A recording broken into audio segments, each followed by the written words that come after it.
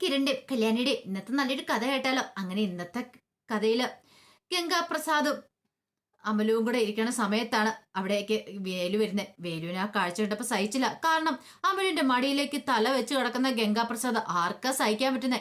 പെട്ടെന്ന് വേലു പറഞ്ഞു, അപ്പൊ ഇതായിരുന്നല്ലേടി കാട്ടി പരിപാടി, ഇതിന് വേണ്ടിട്ടാ നീ ഇവനെയും കൂട്ടിക്കൊണ്ട് ഇങ്ങോട്ട് വരുന്നല്ലേ? ഇപ്പോഴെനിക്ക് മനസ്സിലായടി. അല്ലെങ്കിലും ഇതൊക്കെ കണ്ടിട്ട് ഞാൻ വീട്ടിൽ പോയി പറഞ്ഞിട്ടുണ്ടെങ്കിൽ നിന്റെ അച്ഛനും അമ്മയൊന്നും മനസ്സിലാക്കാൻ പോകുന്നില്ല. അവർക്ക് മോളെ അത്ര നല്ല വിശ്വാസമാണല്ലോ. അപ്പോഴേക്കും അമല് പറഞ്ഞു, ഓ അല്ലെങ്കിലും പറഞ്ഞു കൊടുക്കാത്ത ഒരാള് എന്നെ കുറിച്ച് കൊതിയും നുണയൊക്കെ പോയി പറഞ്ഞു കൊടുക്കുന്നല്ലേ? എടി ഞാൻ പറയുന്നതിലാണോ തെറ്റ്? നീ കാണിക്കുന്നത് തെറ്റില്ലല്ലേ? പിന്നീട് വേലു നേരെ ഗംഗാപ്രസാദിനെ തിരിഞ്ഞു. എടാ, എന്റെ പെണ്ണിനെ നീ സ്വന്തമാക്കാൻ ശ്രമിച്ചില്ലേ? നിന്നെ ഞാൻ രക്ഷിച്ചത്, നിന്നെ ഞാനാണ് ഈ ഉള്ളും കയ്യിൽ എടുത്തോണ്ട് പോയി രക്ഷിച്ചത്. അതിനുള്ള കൂലി നീ എനിക്ക് തരുവല്ലേ? പക്ഷെ നിന്നെ വെറുതെ വിടുമെന്ന് നീ കരുതണ്ട. നീ കാട്ടിലേക്ക് കയറിയത് പല ഉദ്ദേശങ്ങളോടും കൂടിയിട്ടാന്ന് എനിക്ക് മനസ്സിലായി. പക്ഷേ ഇവിടെ നിനക്ക് ജീവനോടെ പോകാൻ പറ്റില്ലെന്ന് പറയണം. അത് കേട്ടപ്പോ അമല് പറഞ്ഞു, ഓഹോ അങ്ങനെയാണോ? അങ്ങനെയാണെന്ന് കണ്ടിട്ട് തന്നെ കാര്യം നമുക്കറിയാന്ന് പറയണം. ആ സമയം അവരെ രണ്ടുപേരെ നോക്കിയിട്ട് വേലു പറഞ്ഞു, ഒരു കാര്യം ഞാൻ പറയാം അമലു, നിന്നെ ഉറപ്പായിട്ടും ഇവൻ പറ്റിച്ചിട്ട് പോ. അന്ന് നീ ഇവിടെ കിടന്ന് കരയും, നീ കണ്ടു. അതിനധികം താമസം ഉണ്ടാവില്ലെന്ന് പറയണം. ആയിക്കോട്ടെ, ഞാൻ അങ്ങോട്ട് സഹിച്ചു. ദേ, എനിക്ക് നിങ്ങളെ ഇഷ്ടമില്ല. നിങ്ങളുടെ ഈ സംശയമാണ് എല്ലാത്തിനും കാരണം. നിങ്ങൾക്ക് എപ്പോൾ നോക്കിയാലും എന്നെ സംശയമല്ലേ ഉള്ളൂ. എടി, എങ്ങനെ സംശയിക്കാതിരിക്കും? കുഞ്ഞുനാളിലെ മുതലേ നീ ഞാനും തമ്മിൽ അടുപ്പത്തിലായിരുന്നല്ലോ. എനിക്കുള്ള നീന്നും പറഞ്ഞുകൊണ്ട് നിന്റെ അച്ഛനും അമ്മയൊക്കെ പറഞ്ഞുകൊണ്ടിരുന്നു. ഒടുവില് പുറത്തുനിന്ന് ഒരുത്തനെ കണ്ടു കഴിഞ്ഞപ്പോ തന്നെ നിന്റെ മനസ്സങ്ങോട്ട് മാറിയില്ലേടി? സാരില്ല, ഞാൻ ഇതൊക്കെ സഹിച്ചോളാം. പക്ഷെ നീ കരയുന്ന സമയം വരുന്നുള്ളൂ. നിനക്കിട്ടുള്ള പണി കിട്ടൂടി. പിന്നെ അവനെ ഞാൻ വെറുതെ വിടാൻ പോകുന്നില്ല. അതൊക്കെ പറഞ്ഞ് വേലു സങ്കടത്തോടെ അങ്ങോട്ട് പോകാൻ തുടങ്ങിയപ്പോഴത്തേനും അമല് വിളിച്ചു പറഞ്ഞു, ഇനി ഇവിടെ കിടന്ന് ചുറ്റിക്കറങ്ങണ്ട, കുറച്ച് അങ്ങോട്ട് മാറിപ്പോ. അവിടെ തേനൊക്കെ ഇഷ്ടം പോലെ ഉണ്ട്. ഒരു 5-6 കുപ്പിയെങ്കിലും കിട്ടും. അതെ, ഇവിടെ എവിടെയൊക്കെ തേനുണ്ടെന്നുള്ള കാര്യം എനിക്ക് നല്ല വ്യക്തമായിട്ട് അറിയാം. എനിക്ക് കാടത്ര പരിചയമാണ്. അതുകൊണ്ട് നീ എന്നെ കൂടുതലൊന്നും പഠിപ്പിക്കാൻ വരണ്ടെന്ന് പറഞ്ഞുകൊണ്ട് വേലു അങ്ങോട്ട് പോയി.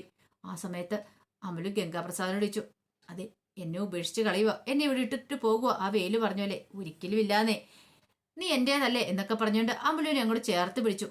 അമലുവിനെ എങ്ങനെയും പറഞ്ഞ് വിശ്വസിപ്പിച്ച് കുറച്ച് നാളും കൂടെ തൻ്റെ കൂടെ നിർത്തണം എന്നൊരാഗ്രഹമായിരുന്നു ഗംഗാപ്രസാദിനുണ്ടായിരുന്നേ. അപ്പൊ അതിനു വേണ്ടിയിട്ടുള്ള കാര്യങ്ങളാണ് അവൻ ചെയ്തു കൂട്ടിക്കൊണ്ടിരുന്നത്. അതേ സമയത്ത് രാഹുലും വിക്രവും കൂടെ പണിസ്ഥലത്തായിരുന്നു. അപ്പോഴേക്കുമാണ് മനോഹരനും കൂട്ടി ജയിൽവാറിന് അങ്ങോട്ട് വരുന്നത്. അവനെ കണ്ടു കഴിഞ്ഞപ്പോഴത്തേനും രാഹുലിന്റെ അടുത്ത് നിന്ന് ഒരു സഹതടവുകാരൻ പറഞ്ഞു, നോക്കടാ ആരാ വരുന്നതെന്ന്. അങ്ങനെ മനോഹരനെ കണ്ടു കഴിഞ്ഞപ്പോഴത്തേനും രാഹുൽ അങ്ങോട്ട് ഓടിച്ചെല്ലുവാണ്. ഓടിച്ചെന്ന് അവനെ അങ്ങോട്ട് കഴുത്തിന് പിടിച്ച് കൊല്ലാൻ ശ്രമിക്കത്തേനും അവിടെ വാർഡൻ അവിടെ അങ്ങ് തടഞ്ഞു മാറ്റി. എന്താടാ നീ കാണിക്കണേ നിൽക്കോ? മാറി നിൽക്കടാന്ന് പറഞ്ഞു. സാറേ, എനിക്കിവനെ കൊല്ലണമെന്ന് പറയണം. നിന്റെ കൊല്ലും കൊലയൊന്നും ഇവിടെ വേണ്ട, ഇത് ചെയ്യില്ല. ശിക്ഷ കിട്ടി നീ ഇങ്ങോട്ട് വന്നിരിക്കുന്ന അത് നിനക്കറിയാലോ.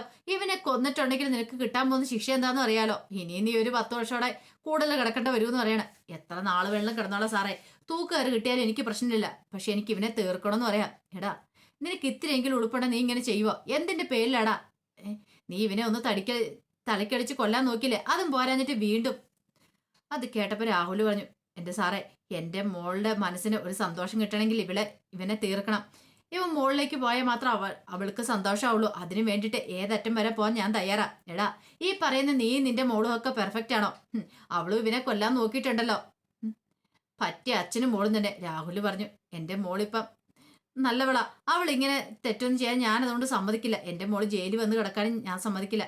എടാ, മര്യാദയ്ക്കാണെങ്കിൽ അവൾക്ക് നല്ല ഉപദേശങ്ങളൊക്കെ കൊടുക്കാൻ നോക്കണം. അല്ലാതെ താൻ വന്നു കഴിയുമ്പോൾ അവളുടെ മനസ്സിലേക്ക് വിഷം കുത്തി നിറച്ചു വിടുവല്ല ചെയ്യണ്ടേ. അവൾക്ക് നല്ലൊരു ജീവിതമുണ്ട്. താനായിട്ട് ആ തല്ലിക്കെടുത്താൻ നോക്കരുത്. ആ സമയത്ത് മനോഹർ പറഞ്ഞു, സാറേ എന്തുവന്നാ ചെയ്യട്ടെ, അയാൾ കൊല്ലുവാണെ കൊല്ലട്ടെ എന്ന് പറഞ്ഞു. എടോ, അങ്ങനെ അങ്ങോട്ടും നിന്നെ കൊല്ലാൻ കൊടുക്കാൻ ഞങ്ങൾക്ക് പറ്റുമോ?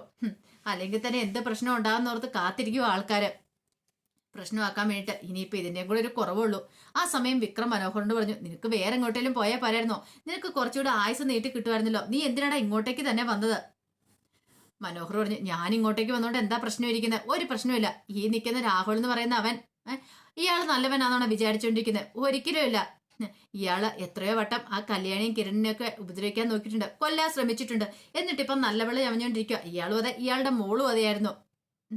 ആയ കാലത്ത് നല്ലവൻ തന്നെ എല്ലാവർക്കും ഇട്ട് പണി കൊടുക്കാൻ ശ്രമിച്ചിട്ടുണ്ട്. അത് കേട്ടതും വാർഡൻ പറഞ്ഞു, എടാ മര്യാദയ്ക്കൊക്കെ ഇവിടെ നിൽക്കുവാണെങ്കിൽ നിനക്ക് കൊള്ളാമെന്ന് രാഹുലിനോട് പറഞ്ഞു. സാറ് കൂടുതലൊന്നും പറയണ്ട. സാറിനേക്കാൾ നല്ല ചുറ്റുപാട് ജീവിച്ച ആളാ ഞാന്. അതേടാ അതൊക്കെ എനിക്കറിയാം, നിന്റെ ചുറ്റുപാടുകളെ കുറിച്ചൊക്കെ എനിക്കറിയാം. പിന്നെ ആ നിൽക്കുന്ന വിക്രത്തെക്കുറിച്ചും പറഞ്ഞിട്ട് കാര്യമില്ല. അവന് യോഗമില്ല. അവന് പറഞ്ഞിട്ടുള്ള ഈ ജയിലൊക്കെയാ ഇവിടെ കിടന്ന് തീരാനായിട്ട് അവന് വിധിച്ചിരിക്കുന്നത്. അതുകൊണ്ട് എന്നെ കൊണ്ട് കൂടുതലൊന്നും പറയിപ്പിക്കരുത്, മര്യാദയ്ക്ക് അങ്ങോട്ട് പോയിക്കോണമെന്ന് പറഞ്ഞു. പിന്നീട് മനോഹറിനോട് പറഞ്ഞു, ഒരു നോട്ടം വേണം ഇവന്റെയൊക്കെ മേലിൽ എപ്പോഴും. എപ്പോഴും ആക്രമണം വരുന്നതെന്ന് പറയാൻ പറ്റില്ല എൻ്റെ സാറേ. അങ്ങനെ ആക്രമിക്കാൻ വരുവാണെങ്കിൽ അങ്ങോട്ട് ആക്രമിക്കട്ടെ. അയാൾ എന്താ ചെയ്യുന്നതെന്ന് എനിക്കൊന്ന് അറിയണമെന്ന് പറഞ്ഞിട്ട് മനോഹർ അങ്ങോട്ടേക്ക് പോയി. കുറച്ച് കഴിഞ്ഞപ്പോൾ അമലു മുറിയിൽ ഒരു ക്രിസ്മസ് പാപ്പയുടെ മുഖംമൂടി ഡ്രസ്സൊക്കെ ഇങ്ങനെ എടുത്ത് നോക്കിക്കൊണ്ടിരിക്കുകയാണ്. അപ്പോഴേക്കും ഗംഗാപ്രസാദ് നോട്ടിച്ചു. ഇതെന്താന്ന് ചോദിക്കണം. ആ, അത് പറയാൻ ഞാൻ മറന്നുപോയി. ഇവിടെ അടുത്തൊരു പള്ളിയുണ്ട്, ഒരു ചെറിയ പള്ളി. അവിടെ ക്രിസ്മസിനൊക്കെ നല്ല പരിപാടികളും കാര്യങ്ങളൊക്കെ ഉണ്ട്. അന്ന് ഞങ്ങൾ ഇവിടെ ക്രിസ്മസ് പാപ്പയുടെ ഒക്കെ വേഷമൊക്കെ ധരിച്ചു പോയി. അവിടെ നന്നായിട്ട് ഡാൻസ് ഒക്കെ കളിച്ച് ഭയങ്കര രസമെന്നൊക്കെ പറയണം. ഇത് കേട്ടപ്പോൾ ഗംഗാപ്രസാദ് ഒരു നിമിഷം ഒന്ന് ആലോചിച്ചു. അല്ല, എന്താ വിനായകൻ ചേട്ടൻ ആലോചിക്കുന്നത്? ഒന്നുമില്ല. അതെ, വിനായകൻ ചേട്ടനെ കൂടെ എനിക്ക് കൊണ്ടുപോകണമെന്നുണ്ട്. പക്ഷെ ആരെങ്കിലും കാണുമോ? അതൊന്നും ഓർത്ത് പേടിക്കേണ്ടെന്ന് ഗംഗാപ്രസാദ് കൈ കൊണ്ട് കാണിക്കുകയാണ്. അങ്ങനെയാണെങ്കിൽ നമുക്ക് പോവാം. അവിടെ ഞങ്ങൾ എല്ലാ വർഷവും കടകളൊക്കെ ഇടാറുണ്ട്. നല്ല കച്ചവടമൊക്കെ നടക്കുന്ന സമയമാണ്. നല്ല അടിപൊളിയായിരിക്കും. ഒരു 10 ദിവസം ഉണ്ടെന്ന് പറയണം. അത് കേട്ടപ്പോൾ ഗംഗാപ്രസാദിന്റെ മനസ്സിൽ ഭയങ്കര സന്തോഷമായി. ഗംഗാപ്രസാദ് ഇങ്ങനെ നിൽക്കുന്നിടപ്പം അമല് പറഞ്ഞു, അതെ വിനായകൻ ചേട്ടൻ ചുക്കാപ്പ ഇട്ടുകൊണ്ട് വിട്ടെ. ശരിയെന്ന് പറഞ്ഞു. അങ്ങനെ അവൾ അങ്ങോട്ട് പോയി കഴിഞ്ഞപ്പോഴത്തേനും ആ ക്രിസ്മസ് അപ്പൂപ്പിന്റെ ഡ്രസ്സും കാര്യങ്ങളൊക്കെ ഗംഗാപ്രസാദ് കയ്യിലെടുത്തു. കുറച്ച് കഴിഞ്ഞപ്പോൾ ഗംഗാപ്രസാദ് കാട്ടിലേക്ക് ഇറങ്ങി. കാട്ടിക്കൂടി ഇങ്ങനെ നടക്കുന്ന സമയത്ത് ഗംഗാപ്രസാദിന്റെ തൊട്ടടുത്ത് മരത്തിലേക്ക് ഒരു കത്തി വന്ന് പാഞ്ഞു കയറുവാണ്. ഒരു നിമിഷം ഗംഗാപ്രസാദ് ഞെട്ടിത്തെരിച്ച് നോക്കിക്കഴിഞ്ഞപ്പോൾ വേലുവാണ് കത്തി എറിഞ്ഞ്. ഗംഗാപ്രസാദ് മനസ്സിലായി ഇവനാള് ചില്ലറക്കാരനൊന്നും അല്ലെന്ന്. അങ്ങനെ വേലു അടുത്തേക്ക് വന്നു. വന്നിട്ട് ചോദിച്ചു, എന്താ സാറേ ഇതിലൂടെയൊക്കെ തന്നെ ചുറ്റിക്കിറങ്ങുന്നത്? ഇതൊന്നും പതിവില്ലാത്ത കാര്യങ്ങളൊക്കെ ആണല്ലോ. ഇനിയിപ്പം അവളെ എന്റെ പെണ്ണിനെ ഉപേക്ഷിച്ച് കടന്നു കളയാൻ എന്തെങ്കിലും പ്ലാൻ കാണുമോ? ഒരു കാര്യം ഞാൻ പറഞ്ഞേക്കാം, അങ്ങനെ എന്തെങ്കിലും ഉണ്ടെങ്കിലുണ്ടല്ലോ ഞാൻ വെറുതെ വിടത്തില്ലെന്ന് പറയണം. പിന്നെ എന്നെ എടുത്തു വളർത്തിയ എൻ്റെ മൂപ്പനോടും അവരുടെ ഭാര്യയോടും എനിക്ക് ചില കടപ്പാടുകളും കാര്യങ്ങളൊക്കെ ഉണ്ട്. എനിക്കതേ ചെയ്തേ മതിയാവുള്ളൂ എന്ന് പറയണം. നിന്നെ ഞാൻ എൻ്റെ കൈകളിൽ കോരിയെടുത്ത് കൊണ്ടുവന്നാ രക്ഷപ്പെടുത്തിയത്. എനിക്കിട്ട് തന്നെ നീ പണി തന്നില്ലേ? സാരമില്ല, ഇത് ഞാനങ്ങ് സഹിച്ചു. പക്ഷേങ്കിൽ എത്രയും പെട്ടെന്ന് ഇവിടുന്ന് പോയിക്കോണം. പോയില്ലെങ്കിലുണ്ടല്ലോ എന്താ ചെയ്യുന്നതെന്ന് എനിക്ക് പോലും അറിയത്തില്ല. പിന്നെ ഞാൻ നിന്നെ ജീവിക്കാനായിട്ട് അനുവദിക്കില്ലെന്നൊക്കെ ഇങ്ങനെ വെല്ലുവിളിക്കുകയാണ് വിനായകന്. അതിനുശേഷം പറഞ്ഞു, ഒരു കാര്യം ചെയ്യാം, നിന്നെ വേണമെങ്കിൽ ഞാൻ ഈ കടത്തി വിടാം, നാട്ടിലെത്തിക്കാം, ആരും കാണാതെ എത്തിക്കുക തന്നെ ചെയ്യാം. പക്ഷേങ്കിൽ ഇവിടെ തന്നെ നിൽക്കാനും നിന്റെ ഭാവമെങ്കിൽ പിന്നെ കളി വേറെ മാറും. ഈ വേലു ആരാ നിനക്ക് ശരിക്കും അറിയത്തില്ല എന്നൊക്കെ പറഞ്ഞു. അപ്പോഴേക്കും അവൻ ഗംഗാപ്രസാദ് കൈ കൊണ്ട് കടിച്ചു, ഞാൻ അത്രക്കാരൊന്നും അല്ലെന്ന് പറയണം. എങ്ങനെയാണെങ്കിലും എനിക്ക് പ്രശ്നമില്ല, അറിയാലോ. മേലാല് ഞങ്ങളുടെ ജീവിതത്തിനിടയ്ക്ക് ഒരു തടസ്സമായിട്ട് നീ വന്നേക്കരുത്. മിണ്ടാൻ പറ്റാത്ത നീ എന്റെ അഭിനയമാണെന്ന് പോലും സംശയമുണ്ട്. നീ നന്നായിട്ട് അഭിനയിക്കുമെന്ന് എനിക്ക് മനസ്സിലായി. അത് പറഞ്ഞിട്ട് വേലു അങ്ങ് തിരിഞ്ഞു കിടക്കാൻ തുടങ്ങി. പിന്നീട് വേലു ഒന്നുകൂടെ തിരിച്ചു വന്നിട്ട് പറഞ്ഞു, ഒരു കാര്യം ഞാൻ പറഞ്ഞേക്കാം, എത്രയും പെട്ടെന്ന് പോകുന്ന നിനക്ക് നല്ലത്. അത് നാട്ടിലുള്ള പലരുമായിട്ട് എനിക്ക് നല്ല ബന്ധങ്ങളും കാര്യങ്ങളും ഒക്കെ ഉണ്ട്. നിന്നെക്കുറിച്ചുള്ള കാര്യങ്ങൾ അവരോട് പറയുവാണെങ്കിൽ നീ എത്രക്കാരാന്ന് നീക്ക് അറിയാൻ പറ്റും. സത്യം പറയടാ, നീ കാടിനെ കുറിച്ച് പഠിക്കാൻ വന്നാണോ അതോ ഇനിയിപ്പം കാട്ടിലുള്ളവരെ പറ്റിക്കാനോ അല്ലെങ്കിൽ നാട്ടിൽ നിന്ന് വല്ല കൊള്ളയോ എന്തെങ്കിലും കഴിച്ചിട്ട് വന്നാണോ? പറയാൻ പറ്റില്ല. ഇങ്ങനെ കാട് കയറി വരുന്ന മിക്കവന്മാരും ഇങ്ങനെയൊക്കെ ചെയ്തിട്ട് വരുന്നവരായിരിക്കും. ഒളിച്ചിരിക്കാൻ വേണ്ടിയിട്ട് ഒരു ഷെൽട്ടറിന് വേണ്ടി വരുന്നവരായിരിക്കും. അങ്ങനെ എന്തെങ്കിലും ആണെങ്കിലും ഞാൻ തിരിച്ചറിഞ്ഞോളാം. അതിനുള്ള വിദ്യയൊക്കെ എൻ്റെ കയ്യിലുണ്ട്. അത് പറഞ്ഞിട്ട് വേലു അങ്ങോട്ട് പോയി കഴിഞ്ഞപ്പോൾ ഗംഗാപ്രസാദിന്റെ മനസ്സിലൊരു ഞെട്ടലുണ്ടായി. അതിനുശേഷം ഗംഗാപ്രസാദ് വീട്ടിലേക്ക് വന്നു.